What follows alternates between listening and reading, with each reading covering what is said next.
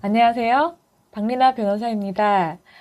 구독자님들 그동안 건강히 잘 지내셨지요? 저는 오늘 그동안 제가 여러 가지 시리즈로 올렸는데, 받지 못한 돈 끝까지 받으러 간다. 즉, 끝까지 간다 시리즈. 끝까지 간다 시리즈를 보고, 많은 분들이 댓글로 도움이 많이 되었다. 다음 후속 영상 기대한다. 이렇게 많이 남겨주셔서 제가 정말 보람이 있었고 큰 도움이 되었습니다. 그래서 후속 영상을 오늘 또 찍어 보려고 해요. 제가 돈 받는 법, 재판으로 돈 받는 법. 왜냐면 재판을 하는 이유가 뭐죠? 임의로 지급하지 않으니까 결국 소송까지 하게 되는 거잖아요. 마음고생 막 엄청 하다가 임의적으로 주지 않으니까 소송해야 되겠다라고 진짜 큰 결심을 하고 소송을 하게 되는 거죠. 그런데 소액소송이라든지 뭐 변호사 선임비가 좀 없다, 너무 부담된다 그러신 경우에는 이렇게 제가 직접 소송하실 수 있는 방법에 대해서 다른 영상에서 제가 알려드렸습니다. 그러면 소송을 통해서 지금 이기셨어요. 그래서 제가 말씀드린 대로 하나하나씩 차근차근 해 나가셔서 지금 판결문을 원고 승소 판결, 뭐 최소한 원고 일부 승소 판결을 지금 받으신 상황이라고 가정을 하고, 그러면 판결을 받았는데 그 다음 어떻게 해야 되죠? 라고 많이 물으십니다. 판결을 받았는데 상대방한테 연락을 먼저 합니다. 근데 연락을 했는데 연락을 받아서 판결에서 내가 너한테 이겼으니까 얼마를 이자까지, 뭐 오늘자까지 이자까지 얼마를 지급하라 라고 얘기를 했는데 상대방이 알겠다 하고 내 계좌번호로 돈을 이제 이자까지 전부 넣어주면 제일 좋은 거죠. 내가 판결 받은 보람이 있네. 소송을 한 보람이 있네. 이렇게 되는 것인데요. 판결을 받고 이제 판결에서 승소를 했기 때문에 그 돈을 상대방한테 받기 위해서 전화를 했는데 상대방이 연락을 또 받지 않아요. 이 사람은 애초부터 이제 돈을 줄 생각이 없었기 때문에 판결에서도 뭐 적절하게 대응하지 않고 판결을 받아도 돈을 줄 생각이 없는 겁니다. 그런 경우 이제 더 답답하죠. 그런 경우에는 제가 지금 조금 더 극단의 조치로 채무불이행자, 명부등재 이것도 찍었지만 처음에 하셔야 되는 것이 부동산 경매 또는 뭐 채권 압류 이런 강제 집행 절차를 하셔야 되는 거죠. 강제 집행해야 되는데 오늘은 강제 집행 중에 채권 압류에 대해서 제가 한번 말씀드려 볼게요. 채권 압류 중에서도 특히 통장을 잡는 방법, 보통 이제 일반 사회생활 하시는 분들의 경우에는 뭐 은행을 최소한 한 군데 이상은 쓸 것입니다. 뭐 보통은 신한은행, 뭐 우리은행, 하나은행, 농협, 국민은행 뭐 이렇게 시중은행을 쓰는 경우가 있고, 뭐 물론 단위농협이나 이런 새마을금고 이런 부분을 쓰는 경우가 있겠죠. 자, 그런 경우에 지금 예금 채권이라고 하는데요. 채권을 압류하고 추심하는 법에 대해서 오늘 한번 설명을 드려볼까 합니다. 자, 먼저 방금 말씀드린 강제 집행.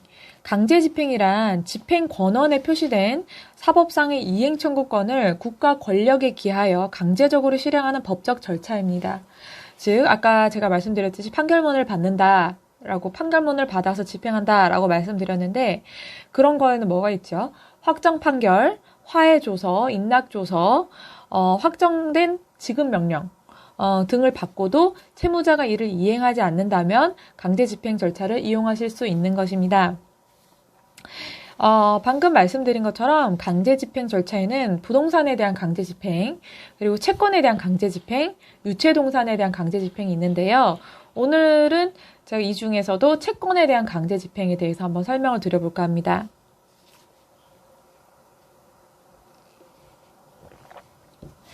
자, 먼저 채권에 대한 강제 집행인데요. 채권자는 압류와 동시에 추심, 전부 등을 같이 신청하는 경우가 일반적이므로 채권 압류 및 추심, 전부 등의 신청서를 관할 법원에 제출합니다. 라고 되어 있습니다. 말이 어려운데요. 채권 압류한다, 뭐 채권 잡는다, 잡아놓는다 이런 말을 많이 알고 계시죠? 그러면 압류를 한다는 것이 잡는다는 것인데 추심명령 신청 또는 전부명령 신청 이걸 같이 한다고 했는데 이게 뭔지 한번 설명을 드려볼게요. 추심명령이란 것은 채무자가 제3채무자에 대해서 가지는 채권을 대위 절차를 요하지 않고 채권자가 이를 직접 청구하는 권리를 채권자에게 부여하는 집행법원의 명령을 말합니다. 좀 말이 어려운데요. 말하자면 돈 안 갚은 사람이 은행에 대해서 채권이 있는 경우에 특별한 대위 절차를 요하지 않고 채권자인 내가 농협은행에 이를 직접 청구하게 되는 그런 권리를 받을 수 있는 명령을 추심명령 신청이라고 합니다. 만약에 제3채무자가 은행 같은 경우는 무자력이 될 리는 없겠지만 만약 예금 채권이 아니라 일반 채권이라고 봤을 때 제3채무자가 무자력으로 추심이 불능하다 이런 경우에는 채무자의 다른 재산을 압류해서 변제받을 수 있습니다. 내가 알고 있는 대여금 채권이라든지 이런 부분에 대해서 제3채무자에게 청구를 했는데 이게 불능이다. 제3채무자도 돈이 없더라라는 경우에는 채무자의 다른 채권을 발견하게 된다면 거기에 대해서도 다시 압류해서 변제를 받을 수가 있다는 것입니다. 추심명령은 제3채무자한테 송달한 때 효력이 생깁니다. 자, 그리고요. 추심 채권자가 추심 완료 사실을 집행법원에 신고하면 추심 명령에 대한 신고가 완료되는 것이고요. 자, 두 번째로 방금 말씀드린 대로 추심 명령 아니면 전부 명령 신청을 한다고 했죠. 전부 명령은 뭔가요? 채무자가 제3채무자에게 가지는 채권을 지급에 가름해서 압류 채권자에게 이전하게 하는 재판입니다. 즉 말이 조금 어려운데요. 지급에 가름해서 압류 채권자에게 이전을 하게 되는 겁니다. 그래서 전부 명령에 의한 채권의 이전은 채권 양도와 유사하나 채권자가 제3채무자에게 통지를 하거나 제3채무자에게 승낙을 요하지는 않습니다. 채권 양도에는 이런 부분이 필요하거든요. 그렇지만 전부 명령에 의한 채권의 이전은 이런 부분이 필요가 없다는 것이고요. 전부 명령이 제3채무자에게 송달된 때 채무자의 채무가 소멸하는 효력이 발생됩니다. 왜냐하면 나는 이 채권을 원래 받기로 했는데 이 채권을 받지 않고 제3채무자에게 있는 이 채권을 내가 취득함으로써 본 채권은 받은 걸로 하겠다라는 게 전부 명령이거든요. 전부 명령 신청이거든요. 그래서 만약 제3채무자에게도 못 받을 것 같다, 못 받을 가능성이 있다, 그런 경우에는 보통은 추심 명령 신청을 합니다. 자, 그리고요. 그래서 지금 채권 압류에 대해서 지금 첫 번째 부분을 설명드렸네요. 두 번째, 신청서가 접수되면 신청서와 첨부 서류를 법원에서 이제 심리하게 됩니다. 자, 법원은 제3채무자 및 채무자에게 채권 압류 및 추심, 전부 명령 등을 송달하게 되고요.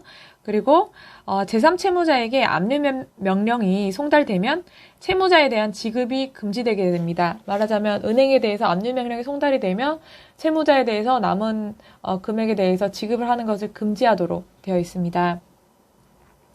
채권자는 추심명령, 전부명령 등을 통하여 제3채무자로부터 압류된 채권을 받거나 제3채무자에 대한 채권을 직접 압류권자에게 이전받을 수 있습니다. 라고 되어 있습니다. 자, 채권에 대한 강제집행.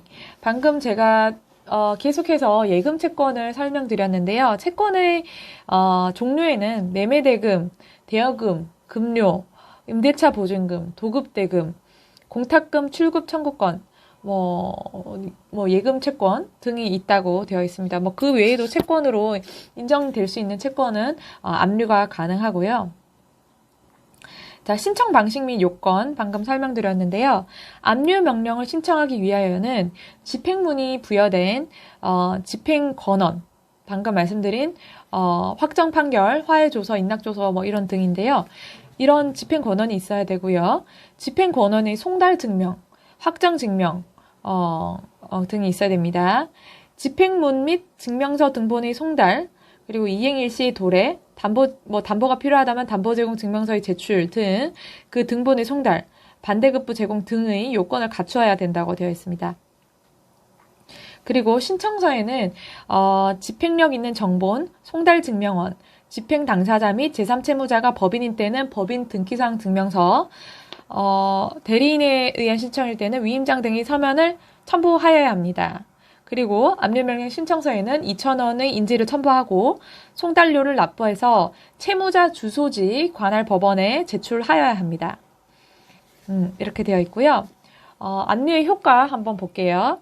압류 명령이 제3채무자에게 송달이 되면 채무자는 송달이 되지 않았다 하더라도 효력이 발생하며, 즉 제3채무자에게 송달이 되기만 해도 이제 효력이 발생한다는 뜻입니다.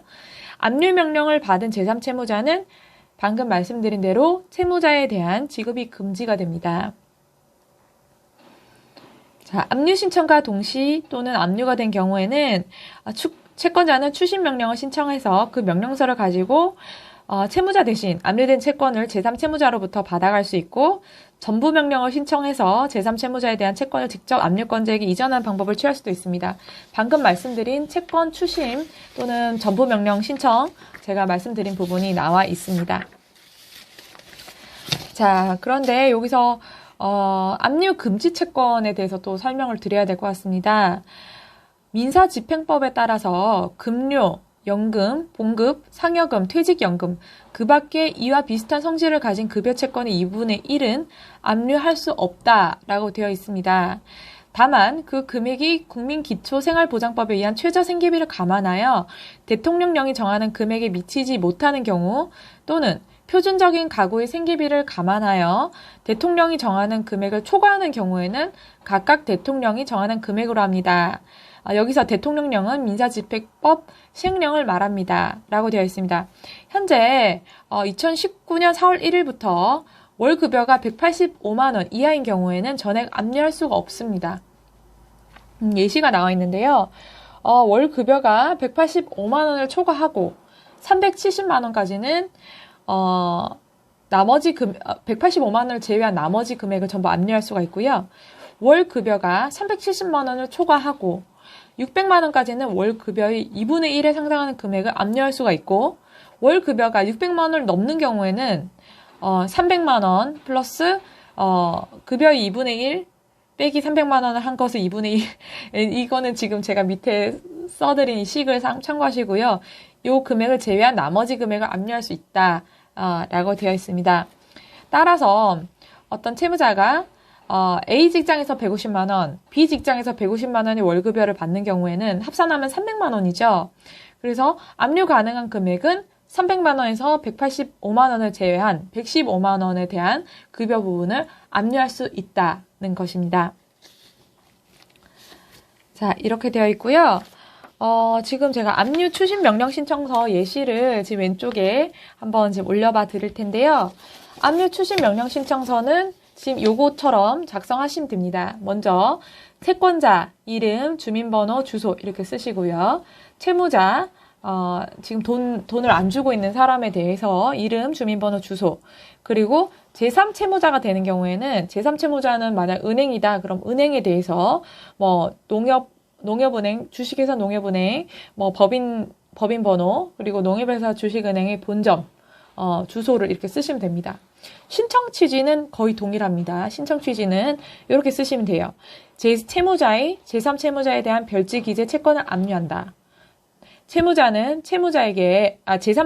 채무자에게 위 채권에 관한 지급을 하여서는 아니 된다. 채무자는 위 채권의 처분과 영수를 하여서는 아니 된다. 위 압류된 채권은 채무자가 추심할 수 있다라는 결정을 구함. 저도 이렇게 똑같이 씁니다. 그리고 청구 채권 및 금액에 대해서 별지 목록 기재와 같음 이렇게 해놓고 별지를 별도로 쓰게 됩니다. 별지에 대해서는 지금 제가 예금 채권이라고 말씀드렸죠. 예금 채권에 대한 별지 제가 지금 옆에 예시를 한번 띄워드릴게요. 청구 금액 얼마라고 쓰시고요. 채무자가 제3채무자에게 대하여 가지는 아래 예금 채권, 장래 입금되는 예금을 포함, 그리고 아래 기재한 순서에 따라 위청구 금액에 이를 때까지의 금액이라고 해서 요 1, 2, 3, 4 이거를 저도 그대로 씁니다. 대부분 그대로 씁니다. 그 예금 채권의 경우에는요. 이렇게 별지에다가 청구 금액과 지금 청구하는 그 목적의 대상을 이렇게 쓰시면 되세요. 그리고 신청 이유는 이제 제가 다른 사건에도 말씀드렸죠. 내가 뭐 어떻게 했는데 아직까지 돈을 못 받고 있고 판결문을 언제 받았는데 아직 집행이 되지 않고 있어서 이 사건 압류 추심 명령 신청서를 제출하게 되었다라고 이제 간단히 쓰시면 되시고요.